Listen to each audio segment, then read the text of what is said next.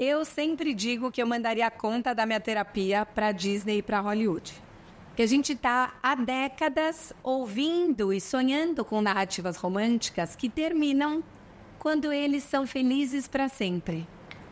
Mas quem disse que eles são felizes para sempre? Porque essas grandes sagas dos nossos heróis e heroínas, ou anti-heróis e anti-heroínas, termina quando o casal fica junto.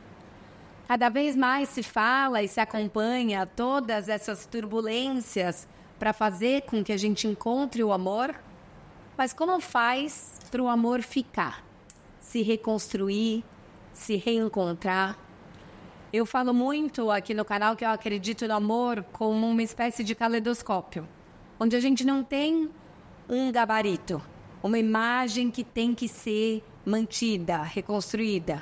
O tempo vai passando, aquela roda vai girando, novas imagens se formam, algumas mais harmônicas, outras menos. Às vezes as peças estão mais juntas, outras mais separadas. Mas se a gente souber seguir o fluxo, dá pra gente viver histórias lindas de amores possíveis. Por isso aqui toda semana eu vou trazer histórias inspiradoras, reais e possíveis, de amores lindos. E hoje eu tenho a honra de trazer esse casal de comediantes e podcasters, Daniel Sartório e Jéssica Angelim. Muito obrigada por estarem aqui comigo hoje. Obrigada a você. Nossa, que alegria. Falar de amor sempre muito bom. Gente, há quanto tempo vocês estão juntos? 5 anos, né? 5 anos. A gente se conheceu um pouquinho antes da pandemia. Bem pouquinho antes, em novembro. Foi novembro. De 2019, isso. A gente se conheceu mais pra julho. A gente foi ficar junto em novembro. Em novembro, é isso. Mas a gente tá 5 anos juntos, firmes e fortes. Bom, vocês falaram no finalzinho de 2019. Como é que foi? A pandemia acelerou a coisa do morar junto? Como é que foi esse começo da relação? O começo foi muito bom, assim, é o que eu falo, que foi muito fácil tudo desde o início, que eu acho que é importante pra gente também ter um amor mais simples, assim, mais... Desmistificar essa coisa, tem que sofrer pra conquistar, se tá com muito sofrimento, já talvez não seja algo tão favorável assim, né, amor? E os dois estavam muito alinhados desde o início, a gente começou a namorar em novembro. Aí quando veio a pandemia já estava tudo ótimo, tudo incrível. Mas deu uns gargalos. Só que eu sou um pouco mais neurado do que a maioria das pessoas. Então, hipocondríaco, né? Hipocondríaco, dramático. Então, no início, quando começou a fechar as coisas, eu achei que ia ter uma guerra civil. E que eu falei eu sou de Minas Gerais, meus pais moram num sítio. Eu falei com a Jéssica, amada, a gente tem que decidir agora. Ou a gente vai passar a pandemia junto, ou a gente vai passar separado. Que eu acho que pode ter isso, eu quero por mim, você vem pra cá, a gente vai pra Minas e fica lá até as coisas se resolverem. O que hoje em dia, graças a Deus, a gente não fez, senão era muito tempo com meus pais. Exatamente, isso aí teria um problema. Maravilhoso, eu achei já que eles iam falar, daí a gente ficou lá, viveu 2 dias e meio no sítio. Não, te digo mais, e minha resposta foi não. Entendeu? Tá vendo? Às vezes nem tudo é como escrito. Antes eu já fui casada 2 vezes, ele é o meu terceiro e último, se Deus quiser. Vai ser. Não, mas justamente por eu não ter tido essas vivências anteriores, quando ele falou, vamos ficar junto ou talvez a gente fique separado, eu preferi ficar separada, porque eu fiquei com medo de a gente também dar um passo muito precoce, assim, sabe? De mal. Novembro, dezembro, janeiro, foi março, tinha nem 5 meses, e já ir só ficar dentro da casa um do outro. Falei, gente, isso não vai dar certo, a gente pode, sei lá, se odiar, fiquei com medo. Então a gente passou no começo da pandemia uns 3 meses ali, até a gente tentar entender o que estava acontecendo no Brasil inteiro, né? O mundo. A gente foi mais falando por telefone, e esse momento foi difícil de alinhar. Porque é isso, o bichinho, vamos ver filme, tu liga daí, eu dou play daqui, eu achava, nada a ver. Sabe? E a gente demorou a se ajustar. Demorou. Mas aí depois... Tentei conquistar ela com comida, fui levar comida pra ela lá, de surpresa, pra ver se eu convencia ela a me encontrar. Eu peguei a comida, fechei a porta, passei álcool na comida e comi. Maravilhosa, né? Eu tava realmente mais precavida, mas eu creio que devido também às minhas experiências, assim, sabe? Isso é muito bom. O que você trazia de traumas e de medos das relações anteriores, ou até de certezas, assim, putz, isso eu já aprendi que eu não quero mais, isso eu quero nessa? Eu acho que, muito isso também de... Porque eu sempre fui muito de me jogar, não é sobre isso. Até hoje me jogo, a Maria, senti que vou que vou. Mas no âmbito das relações, eu já vinha do histórico fazendo isso, e eu acho que quando você tá um pouco mais maduro, já se conhece, por que não esperar um pouco? Qual é essa ânsia também tão grande de se jogar? Não é sobre não se jogar. Se você acha que tem que jogar, se jogue. Mas faça as suas análises ali. Então, eu acho que um pouco de apreensão sobre já estar convivendo num espaço que seria muito restrito. E muito mais restrito do que só morar junto, tá? Confinados juntos, né? E eu tava ali pouco tempo, morando totalmente sozinha, que era uma coisa que eu também desejava. Acho que todo mundo que tivesse a oportunidade de viver um pouco sozinho tem que aproveitar. Então, foi receio mesmo, assim, de já colocar nós numa situação de muita intimidade que ainda estava sendo construída. Pô, 5 meses só, né? E teve um Réveillon no meio que, como a gente começou a namorar perto do final do ano, ele já tinha a viagem dele, eu já tinha a minha. Carnaval, ele já tinha dele, eu já tinha a minha. A gente passou 2 feriadão. Não tinha ainda substância suficiente. Então, isso foi uma coisa meio... Não. Ele acha que sim. Calma. Depois eu quero ouvir ele, eu quero ver. Tudo bem. Mas, enfim, mas você vê, deu certo dele. Eu acho que eu tinha razão. A gente poderia talvez já... Tá se odiando, imagina? Não, jamais. Dá mais, Tito. Mas pegando esse gancho, como você recebeu essa recusa dela? Como reverberou em você? Foi muito difícil, assim. Ela fala da importância disso, de como isso foi bom pra ela, mas pra mim, pessoalmente, foi muito, muito difícil, porque eu tenho necessidade do contato próximo, assim, Eu sou uma pessoa que eu penso em muitas coisas, tem déficit de atenção, então eu preciso estar presente da pessoa para estar sentindo que aquilo está se construindo. Porque eu senti, assim, quando eu senti que estava diminuindo, e isso foi muito difícil para mim. Então, eu por mim, assim, até hoje eu falo, se eu pudesse voltar, eu tentaria conversar um pouco mais a passar comigo, porque foi muito bom. Depois do momento que a gente decidiu ficar junto, tudo ornou muito bem. Mas você percebe que só foi muito bom, porque eu também estava confortável naquele momento. Antes eu seria a mesma Jéssica naquele momento com você. Então... o que te permitiu esse conforto? Eu acho legal a gente pegar esse começo, porque eu vejo... Até tem uma entrevista que quero convidar vocês a assistirem com a Maria Homem sobre desencontros nas relações. E eu vejo que muitas vezes a gente sai do filme no trailer, no amor, por esses primeiros desentendimentos. Então, às vezes um já quer oficializar o namoro, o outro ainda não. Ou as primeiras discussões que são coisas bobas, mas a gente já projeta lá à frente, assim, não, hoje foi pelo prato, que daí depois amanhã vai ser por não sei o que. Quais foram esses primeiros atritos, assim, de quebras de ideal e como vocês lidaram com isso? Eu acho que as primeiras, no meu caso em particular, foram especialmente aquela coisa do cachorrinho machucado, afinal, 2 separações, né? Relativamente nova ali ainda. E, pô, o que teve de errado? Que condução que não foi feita corretamente, que não deu certo? E eu acho que muitas vezes sair no trailer porque, de fato, você nem conhece a pessoa ainda. Então, é só projeção dos anteriores. Você não espera você conhecer realmente a pessoa. Você não conhece a pessoa. Comer um saco de sal pra conhecer a pessoa que fala, né? Então, você não conhece direito a pessoa. Mas, naquele momento, eu nem atribuí, de fato, a ele. Nunca atribuí. Foi mesmo a minha própria história e ao medo pelas relações anteriores, assim, de me precipitar e de me colocar numa situação que depois seria mais difícil reverter e ainda estava no começo. Eu queria finalmente fazer as coisas um pouco mais devagar. E nem foi, porque também depois que a gente afrouxou, que foi pra lá e foi só alegria. Todo dia feijoada, estrogonofezinho. Era só dentro de casa, só curtindo. Depois você começou a passar comigo a pandemia, deu pouco tempo a gente começou. Imagina, eles vão lá juntos, também foi isso, entendeu? Mas o pré, com certeza, foi questões de traumas, assim, de relacionamentos anteriores. E pra você, Daniel, como é que foi? É que pra mim foi o primeiro relacionamento que tudo foi incrível, assim, tudo foi fácil e eu vi na Jéssica uma parceria ideal, assim. Então pra mim, desde o início, assim, já estava muito óbvio o que era, o que eu queria.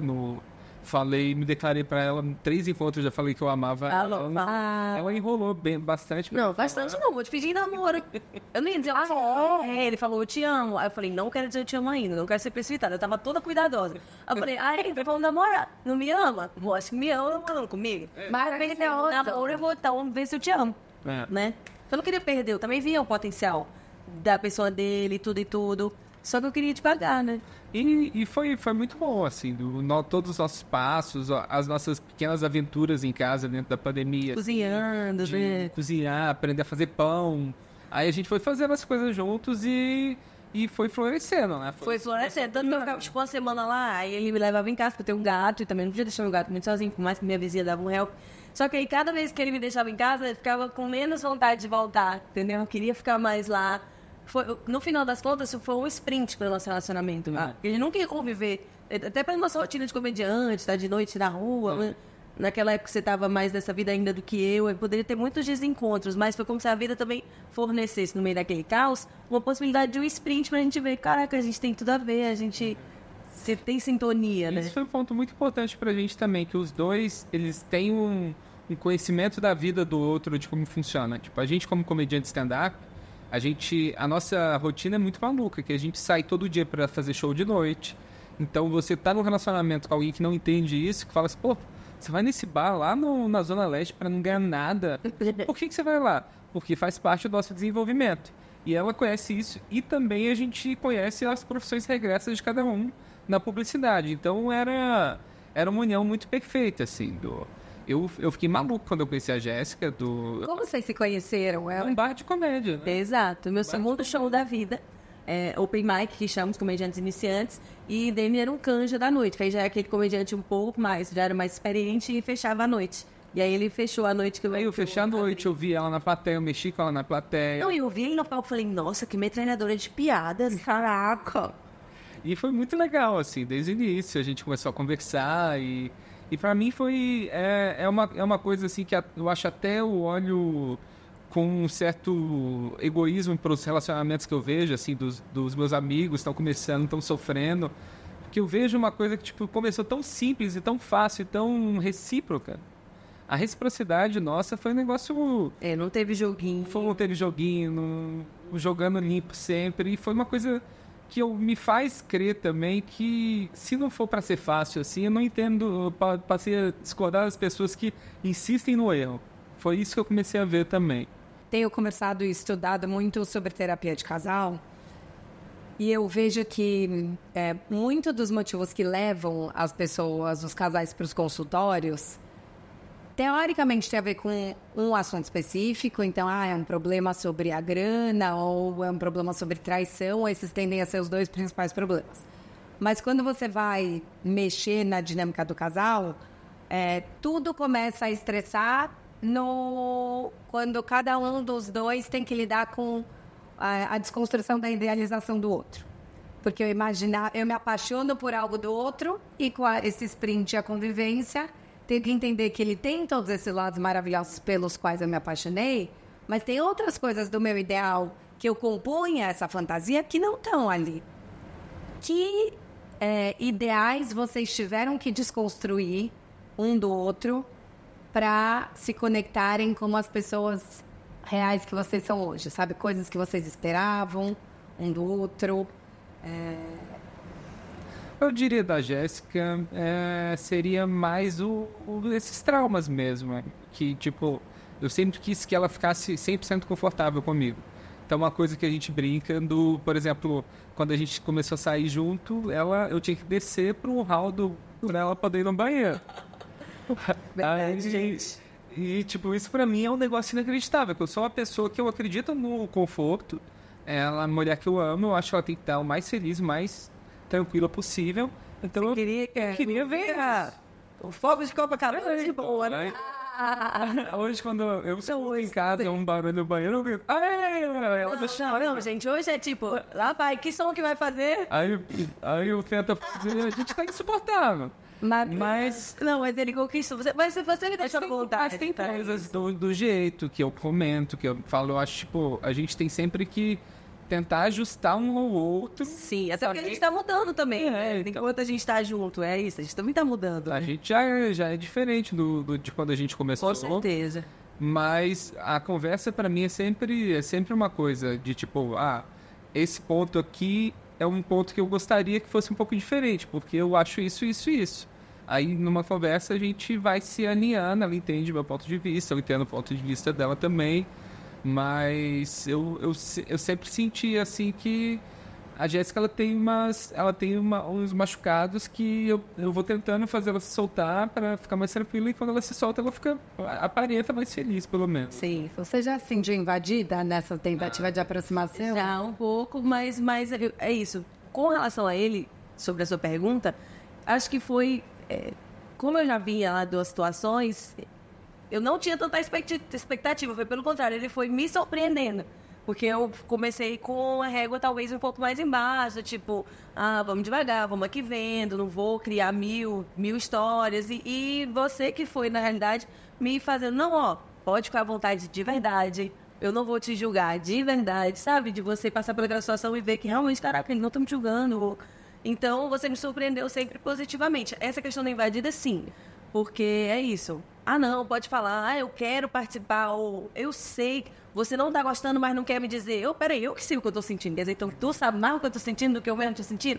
Claro, sempre numa boa intenção, né? De me deixar à vontade. Mas muito nesse lugar de querer resolver. Isso também, que eu vi que era uma questão com ela. Que se algo que eu descobri... Que se eu insistir muito com algo... Aí, automaticamente, ela já não vai querer fazer isso também, então... Eu sou aquariana, gente, não dá, né? Eu também, então. Regras, tchau. Vou criar as minhas, eu sou de 3 de fevereiro. Isso 10, super perto, uma semana diferente. Tipo assim, a gente acha ruim parecer que estamos controlando. Claro, se a gente vai de acordo, vamos com tudo, vamos junto. Mas não vem querer entrar na minha cabeça, não, me fazer. Isso me gera uns bloqueios, sabe? Me gera uns bloqueios. Mas você sempre foi muito cuidador. Nem nenhuma pessoa realmente...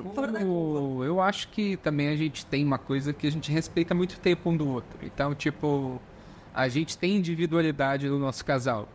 Então, ela quer ficar um tempo ali sozinha, eu quero assistir TV sozinho também. Isso acontece dentro de casa. E eu sinto que isso também é uma coisa boa da gente. Super. E ele é geminiano, então combina. Ele tem os momentos dele, eu tenho os meus. E a gente faz questão de ter e gosta de ter... É sempre aquela coisa, tô por aqui, viu? Mas não necessariamente no mesmo ambiente, dividir na mesma atividade. Eu gosto muito de ter meus momentos. De fazer minhas coisas, minhas viagens, eu não fazer nada sozinha comigo mesma. Mas a gente se respeita muito, assim. Isso foi algo que foi conversado ou naturalmente foi assim? Acho que é um pouco natural, assim. A gente deu sorte. Por isso que também ele fala, você já se conhecido antes. Mas acho que a vida nos preparou pra estar prontos um pro outro, assim. Talvez eu não ia ter todo esse desprendimento, porque eu casei a primeira vez muito nova, com 22. Então, você não sabe o que é casamento, você sabe o que te disseram que é casamento. Aí você vai viver aquela experiência e, tipo, cheio de fórmula, e nada funciona, e nada é como parece, e parece que tá tudo bem, mas algo tá errado em você não tem nem bagagem pra entender o que tá errado. Então, eu fiquei muito confusa e perdida nas teias, 2 vezes. Mas o que me preparou, né? Assim, eu acho que de mim, eu só quero ir pra adiante nisso se eu não for violada. Se eu não precisar deixar de ser eu, ainda mais com o aquariano, né? E ele foi essa pessoa, assim, sempre muito respeitoso. E você? Fala. Não, é que eu acho que ainda na jornada de comediante tem uma coisa que eu acho interessante, que é algo que eu observo muito, que eu acho a pessoa ela é mais engraçada quando ela tá sendo... o mais perto de ser ela de verdade. E isso eu vi na Jéssica. Ela tava conversando e do desenvolvimento dela. E de tipo... Eu clamo por ver ela mais confortável possível sendo ela. Que eu sei que é quando ela vai atingir o sucesso dela. Onde as pessoas vão se conectar. Eu posso só ser, às vezes, meio pai do Michael Jackson, assim. Você joga nesse reino. Vai sem nada pronto. Tipo, querendo antecipar por ver potencial... Mas é nessa hora que aí vem aquela coisa. Mas você não pode ser o pai do Michael Jackson. Você se sente invadida? Tipo, calma. Eu sei que é por um lado bom, mas não vai ser uma minha experiência. Então, naturalmente, eu não vou estar 100%. Naturalmente, vai ser uma sucessão de coisas ruins. Óbvio, refletir pra agilizar. É um traço meu, assim, que eu venho cuidando dele, assim, que é dessa de se meter demais também na coisa dos outros. E eu tô mais tranquilo. Tô a cada dia mais tentando deixar, mas ainda apoiando... do que eu acho que é certo, que vai fazer bem para ela. A gente tem liberdade de falar, sabe? Isso você também trouxe muito. Eu acho que eu tinha mais uma coisa aí nesse assunto, vou falar, deixando subentendido. Mas isso é uma merda, não tem que deixar nada subentendido, né? Não. Você tem que estar à vontade para falar. E o Daniel sempre fala, eu tenho esse ponto aqui, eu não tô chateado, tá? Mas a gente não tem que falar, então E eu aprendi isso até com você, assim, de tanto falar e você não leva pro mal, como você fala e eu não levo pro mal, e a gente se ajusta e é melhor depois. Isso vale super a pena, gente. E quais foram as primeiras conversas difíceis, ou quais foram as conversas difíceis que vocês tiveram que ter para ajustar a dinâmica da relação? A nossa primeira conversa difícil foi por causa daquele show lá. Sim, Que verdade. aí a gente fazia um show num comedy club que era de uma galera nossa. E a gente panfletava todo domingo na Paulista e depois tinha esse show. E eu queria que a Jéssica fizesse esse show com a gente, ela tava sempre lá. E a pessoa que Mas eu tava bem mais no início da Tava bem carreira, mais no em início. comparação com ele. E eu sei que as oportunidades são coisas que você também tem que ir conquistando. E a Jéssica, mas a Jéssica eu acho que ela é um ponto, assim, que ela é uma natural. Eu acho que tem comediantes que são e comediantes que se tornam. A Jéssica eu acho que ela é uma que já é, assim. E é uma coisa, e eu acho que ela tinha qualidade para estar ali. Eu não acho que eu não colocaria ela também num lugar que eu achasse que ela poderia se frustrar e, tipo, pôr ela para fazer uma prova de corrida que ela não está acostumada a pegar essa distância. E ali era um show despretensioso, era um show super tranquilo. Tinha muita gente ali que não tinha um nível também muito alto, inclusive eu ali também. E o rapaz, ele foi contra isso. O dono da noite. O dono da noite foi contra. E ainda te deu lição de moral. Me Deixa deu ela lição gostar de das oportunidades moral. dela. E depois expôs ela, esse meu pedido numa mesa de bar que a gente tava. Eu não sabia que ele tinha pedido, eu jamais autorizaria ele a pedir. É. E aí o cara falou, naquele dia que ele pediu, eu falei, não dá pra... E aí eu fiquei me sentindo completamente exposta, tipo, não pedi. Eu sou meio orgulhosinha dessas coisas, tipo, estar assim, não me chamar, entendeu? E aí eu me senti completamente mal, fui embora lá da mesa, ficou aquele climão. Mas aí a gente teve uma primeira conversa que foi super fundamental. Eu deixei claro, por favor, nunca peça nada pra mim, eu tô começando agora, eu quero conquistar meu espaço. Não que isso não possa se ajustando, entendeu? Depois a gente é uma dupla hoje, praticamente, assim, né? Então é diferente. Mas naquele momento acho que foi uma primeira conversa difícil, mas que a gente conseguiu. De próprio morar junto também foi um momento difícil. Assim, não difícil, mas que o Daniel já ia fazer uma mudança de casa, e aí eu já indo pra casa dele ali, vamos supor, um ano, sei lá, talvez nem tudo isso. Estávamos quase um ano já indo e vindo ali, 2021. E aí ele, vai mudar, vamos ajudar a escolher apartamento, mas já dando a entender que a gente poderia ir juntos. E na minha cabeça era tipo, tu é doido? Que? Vou jamais. Aí tá tendo ficar socado. Eu tava com aquelas ideias realmente muito fixas, né? Só que aí foi muito natural. Eu acho que também natural, e aconteceu algo no meio do caminho que eu passei por uma cirurgia de emergência e o Daniel foi super... Sabe aquelas coisas que você fala, Deus, me dá uma luz, porque tipo, será? Eu não quero ser precipitada. Aí eu tive uma emergência.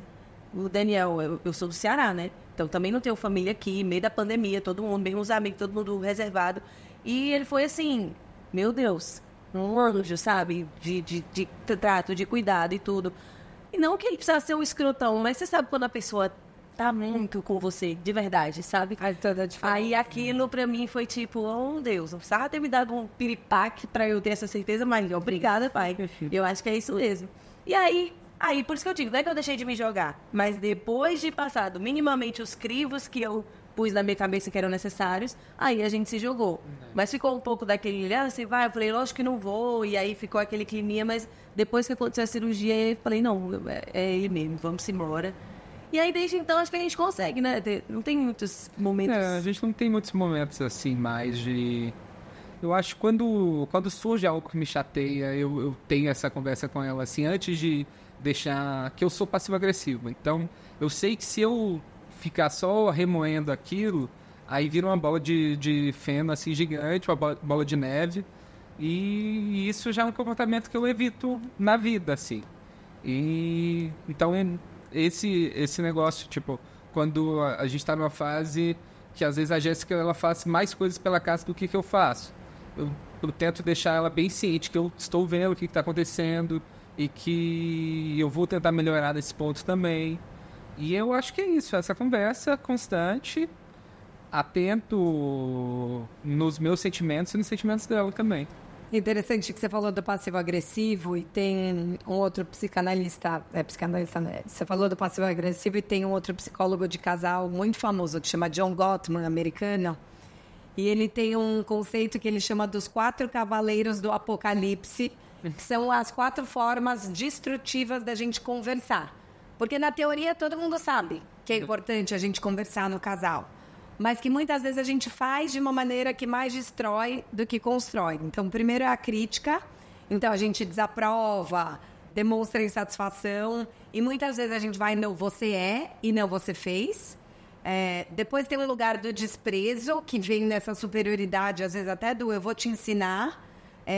Ou de zombar, muitas vezes com sarcasmo, com insulto. Isso a gente não faz sarcasmo assim, é um negócio que a gente não gosta. A gente tem terror disso.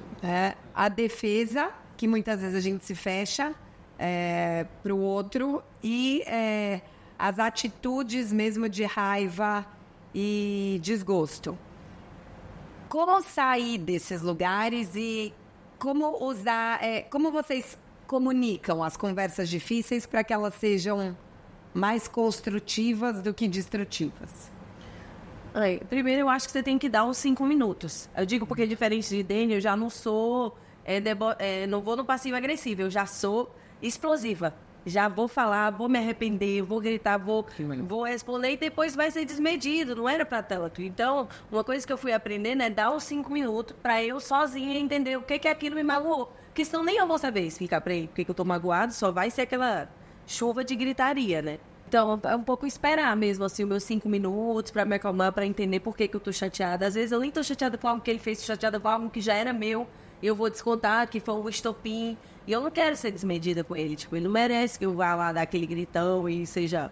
Ou ver numa situação desmedida. Então, eu sempre dou meus 5 minutos. Eu acho que isso é uma das coisas.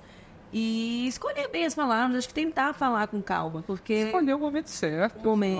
Tipo, tem que ver igual a hora de ser entrado dentro da corda, assim. Você tem que olhar a hora de entrar e deixar bem claro que você é uma pessoa, que... Você quer continuar ali, que você tá falando isso porque é algo que te incomoda e que se a pessoa se importa com você, ela vai se importar. E eu acho que é a intenção da conversa. Tipo, você tá indo pra essa conversa pra brigar mais, então não vai. Afinal, você demora com essa pessoa, gente. Você divide conta com essa pessoa, não vai botar mais linha nessa fogueira. Então, eu só vou também conversar quando eu tô querendo resolver.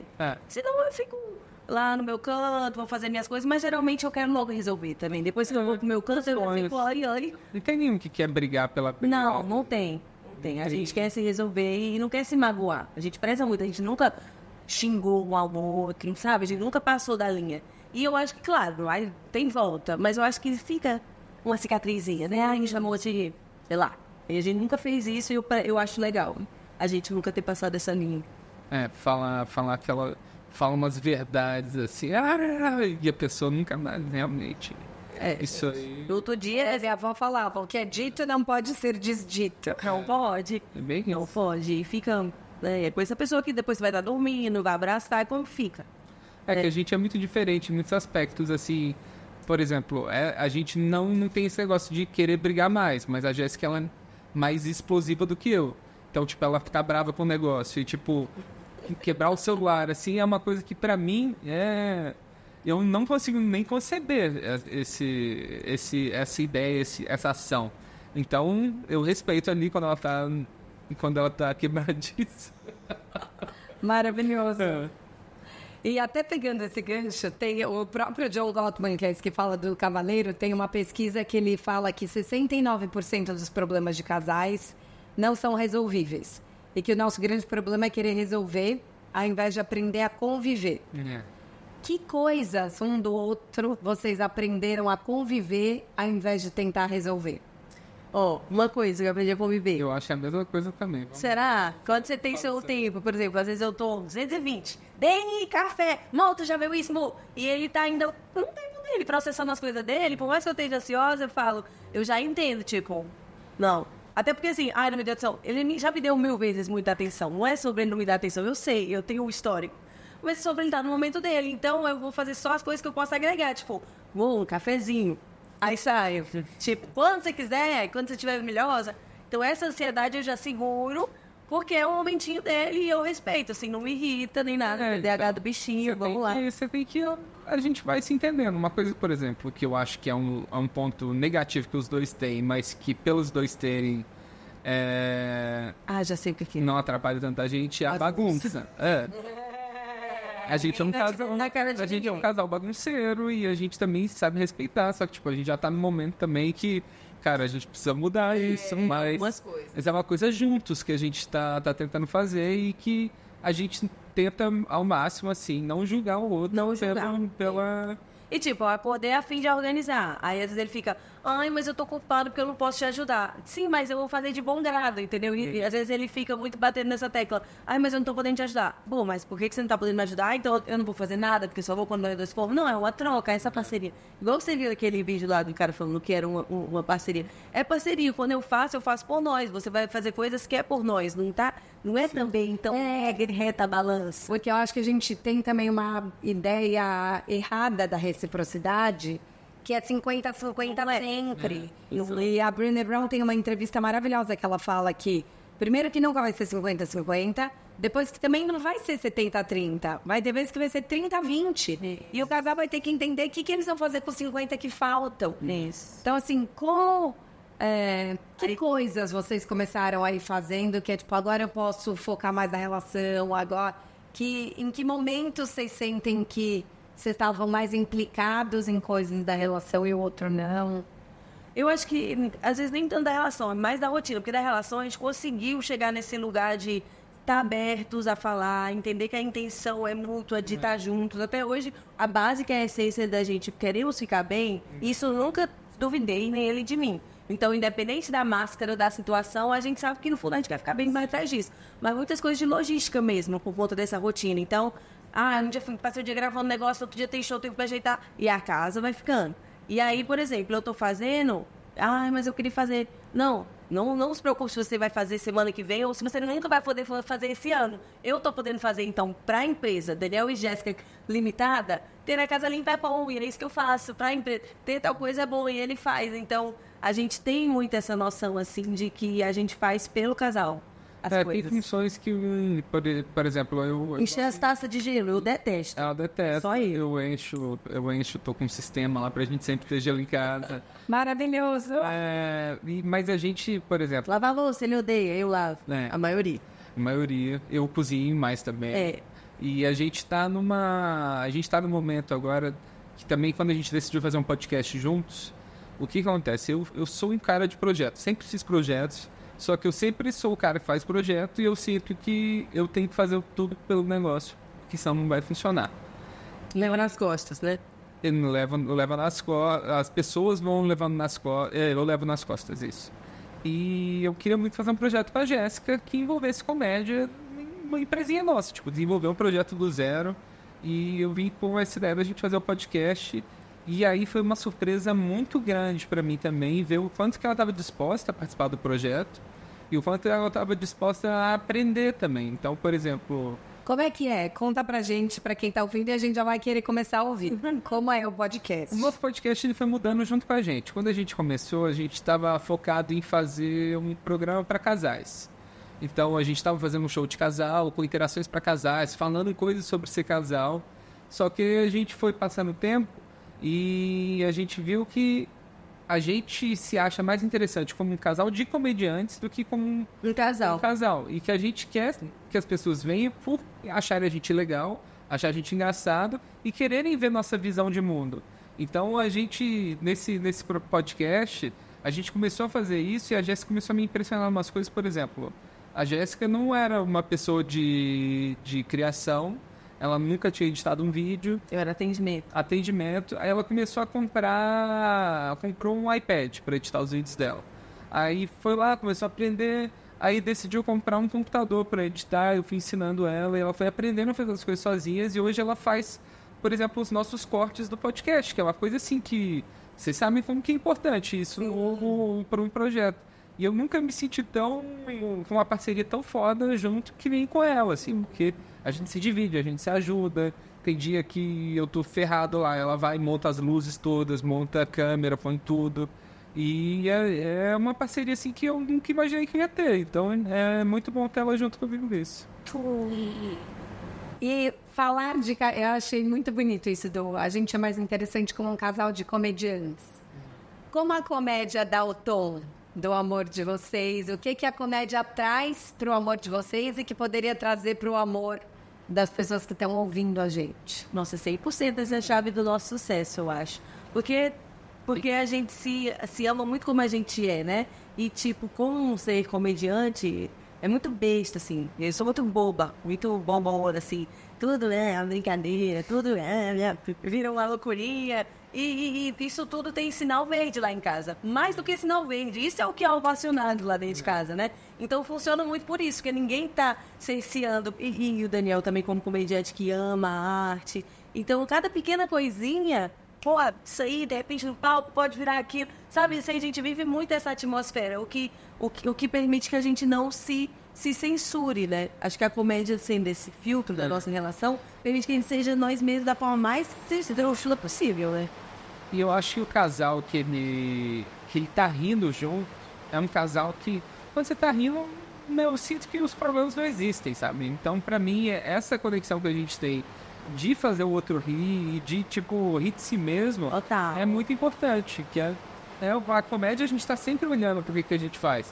Ah, será que essa coisa que eu tô pensando é uma coisa que só eu penso? Ou uma coisa de maluco? Será que se eu falar isso as pessoas vão se identificar? E a gente vai vendo que se identificam. Então a gente vai se permitindo ser cada vez mais a gente. Que é essa ideia, a gente poder ser uma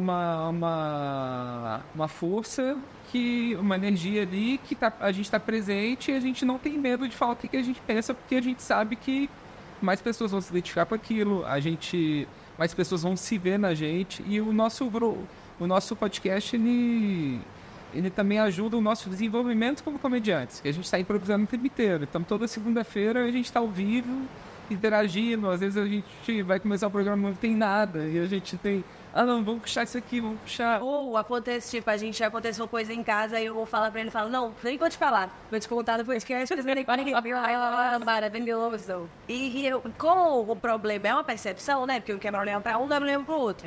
A gente acaba sempre se permitindo rir dos problemas, porque é isso que a gente faz como comediante. Aqui lá, toda piada no palco parte de uma decepção ou de uma frustração, e a gente tá fazendo esse processo todo dia, toda hora juntos.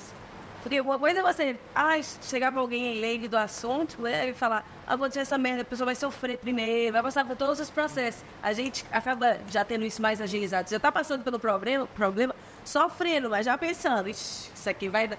Então, rapidamente as coisas são convertidas. O problema que vai virar riso já virou riso durante o problema muitas vezes. E é legal porque as situações são engraçadas, elas mudam muito rápido, assim. Hoje, antes da gente vir pra cá, a Jéssica, ela tava numa crise de, tipo, não ter roupa pra vir hoje. Mas... Aí eu fui lá e falei, não, e essa roupa? E ela brava, assim, brava. Aí ela viu que tava bonito. Aí ela dá uma risada, mas é uma risada de, tipo, eu sei que tá bom, mas eu não quero deixar tão claro pra... Eu não vou dar o braço a tua então. E eu acho tão fofo isso. E a gente riu. Mas tem uma frase que eu repito muito aqui, que é abraça o seu caos, que um amigo me falou há muitos anos e pra mim é um dos mantras do amor próprio. E eu acho que a comédia tem um pouco isso, né, da gente poder ser incoerente, ridículo, leve. Às vezes a gente esquece, lúdico, porque eu vejo também muitos casais entram num lugar quase que de tédio e desgaste. Uma vez um amigo falou, cara, me separei porque meu casamento virou uma pequena empresa.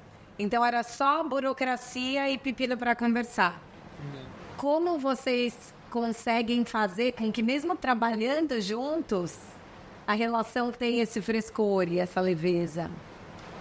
Eu acho que o nosso trabalho juntos é diferente do trabalho também, se a gente falasse assim, vamos abrir um café juntos. Sim, você já emitiu as notas.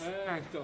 Que é um trabalho mais artístico e é um trabalho que a gente está à frente ali. Então, eu acho diferente nessa questão. Mas a gente tenta sempre ser generoso um com o outro. Por exemplo, eu adoro filme de máfia. E a gente até tinha uma piada que ele fazia que eu procurei Insônia na Jéssica, que eu descobri que é só um filme que eu gosto muito, que ela... Maravilhoso, amor. Só que aí, por exemplo, uma coisa que ela faz por mim que significa muito, ela falou assim, ó, vamos assistir o Poderoso Chefão. 1 e 2. Mas É amor. meses é... Mas, amado, o importante é que... Mas é um gesto, assim, pra mim é muito legal. Eu tento também estar mais próximo das coisas que ela gosta, tentar entender as coisas que ela gosta, porque é importante pra mim tá presente ali em casa e com ela. Aí, às vezes, pode estar presente demais, mas Não, mas a gente é bem equilibrado. E eu acho que a essência de generosidade que tem no nosso coração um para o outro é o que faz diferença. É tipo ele falar, eu quero entender o que é importante pra ela. Igual eu vou assistir Poderoso Chefão porque é importante pra ele. Fazer algo que você tá fazendo pela pessoa que você ama, e se você se entrega de verdade, sem aquele monte de barreira, é super legal. Acho que a generosidade que faz toda a diferença, né? Eu acho que é bonito isso. Amor é assistir os 2 Poderosos Chefões e não dormir. Tem um documentário no Netflix de casais de idosos e perguntam para uma senhorinha, né? Por que vocês estão juntos há tanto tempo? E ela fala, porque há 50 anos ele levanta toda vez a tampa da privada antes de fazer xixi. Que pequenas coisas, além do Poderoso Chefão, vocês falam, essas são nossas singelezas de amor. O gelo, o café que ela faz, às vezes, assim, tipo, quando eu tô... Quando você vai fazer caldinho pra mim, você sabe que eu amo caldo fino. E ele faz caldo fino que nem ele gosta de comer, mas ele faz pra mim, por exemplo. Eu gosto de trazer uma surpresa pra ela quando sai pra comprar alguma coisa. Eu gosto de... Eu não fico te implicando que você dorme no sofá, que ele ama dormir no sofá antes de ir pra cama. E às vezes eu achava que tava cuidando, tipo, vamos pra cama, mas ele gosta de ter um momentinho no sofá. Então, quando eu acordo fazer xixi, em algum momento da madruga, eu vou lá e falo, já dormi o tempo dele de sofá, vamos pra cama. Então, essas são as coisinhas, né? São as coisinhas. Tô pensando em mais algumas, assim. Mas eu acho que seriam essas pequenas surpresas que eu gosto de fazer. E ela também, quando ela faz algo por mim, assim, algo que eu acho muito legal também. Coisas bestas, assim, por exemplo, minha roupa pra lavar, saí, esqueci lá e eu chego, nem lembrei. Tá tirando, tá estendida. São essas coisas da vida juntos que a gente tá tentando melhorar um pro outro sempre, né? E que coisas vocês aprenderam sobre o amor um com o outro que vocês gostariam de ter aprendido antes?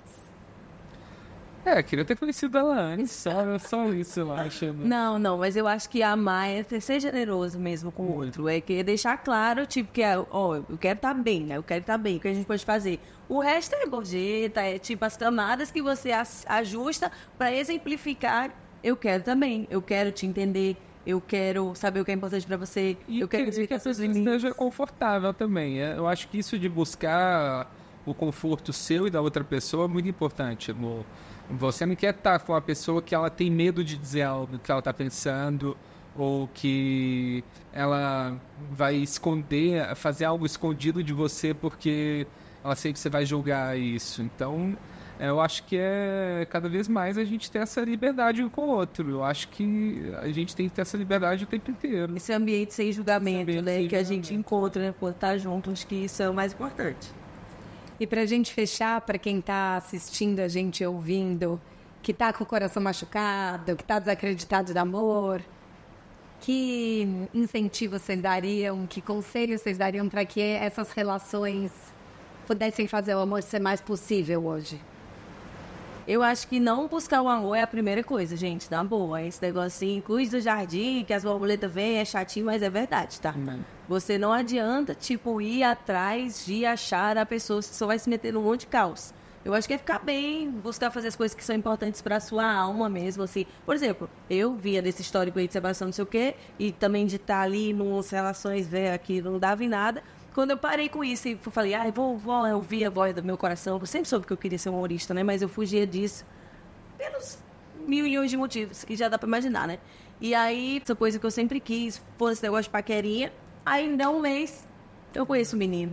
Ou seja, vai fazer um curso que você gosta. A gente estava bem nesse mesmo momento também. Eu também tinha saído de um relacionamento, aí eu tinha voltado a sair já com conhecer gente, só que aí eu não me senti, não queria ter uma pessoa nova na minha vida, decidi focar na minha carreira também, e focar em mim mesmo. E a gente se encontrou nesse momento e eu acho que o conselho que eu dou é viver bem dentro de você mesmo. Não procurar. E quando você estiver confortável ali, você vai reverberar. E para quem já está numa relação, um bom conselho de manutenção. Assista o nosso podcast, Quem é meu bebê podcast. Quem é meu bebê podcast, é verdade. Isso é uma boa. Eu não sei, o que você acha de manutenção? Eu acho que de manutenção, terapia, cada um fazer individualmente é importante, porque na verdade é sobre se conhecer. E às vezes não se conhece tão facilmente, assim, só lendo uma revistinha, né? Se conhecer para saber o que é seu e o que é do outro. Porque é isso, muitas vezes você vai caçar briga, mas você está desconfortável com a vida que você está vivendo, você está desconfortável com as suas escolhas, com o lugar que você está, com um monte de coisa que não é culpa do outro. Então você vai mudar de endereço, vai mudar de criatura, mas não vai mudar de problema. Então, se entender, procurar estar confortável bem com você mesmo e dentro da relação isso vai refletir. Estou disposto a mudar também. Eu acho que isso é uma coisa que tanto eu quanto você a gente tem de se observar e fazer as mudanças para a gente se tornar uma pessoa melhor, né? É uma busca que eu tenho, que a Jéssica tem também, cada uma de um jeito, né? Mas eu fiz terapia por muitos anos, não faço mais, mas eu consumo muita coisa a respeito. A comédia para mim é e essa busca pela autenticidade, por ser eu, é algo que eu acho que mudou minha vida, que eu acho que é o que tá me levando com sanidade para os lugares que eu gostaria de estar, e eu encontrei a Jéssica nesse meio. Então, fazer o que você gosta e não se importar tanto com o que os outros estão pensando. Linda. Gente, muito obrigada. Agora eu quero que vocês deixem todos os links, arrobas do podcast, das redes, dos shows, para todo mundo acompanhar vocês.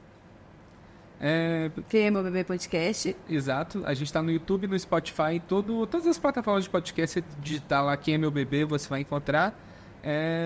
Eu sou o Daniel Sartório. Eu sou a Jéssica Angelim. Vocês podem encontrar a gente também nas redes, ver lá nossos cortes de stand-up, cortes do podcast. Instagram a gente posta mais a nossa rede principal individual, mas agenda de shows, tá tudo lá. Agenda de shows também. E vem assistir a gente, vão assistir comédia ao vivo, porque rir por uma hora é uma experiência transformadora também. Muito. Acho que a gente não aproveita tanto disso, mas eu lembro como era bom você ir assistir um show e se divertir e rir por uma hora inteira. Então acho que isso. Tá em crise com o boy, com a moça, leva, vão rir juntos. Rir juntos é um remédio maravilhoso. Super, super obrigada, e queria agradecer ao Unlock, que é a nossa parceira dos microfones, pedestais. Eles têm kits para você que está começando seu podcast. Tem cupom de desconto. Eu vou deixar o link aqui no YouTube, nos players de podcast, para que a gente também faça o amor e os nossos sonhos acontecerem. Eu acredito que o amor é possível. Dá pra gente fazer manutenção, e com leveza e humor ele fica ainda mais gostoso. Obrigada por terem compartilhado o amor de vocês comigo. Muito obrigado. Muito prazer e parabéns pelo programa. Obrigada.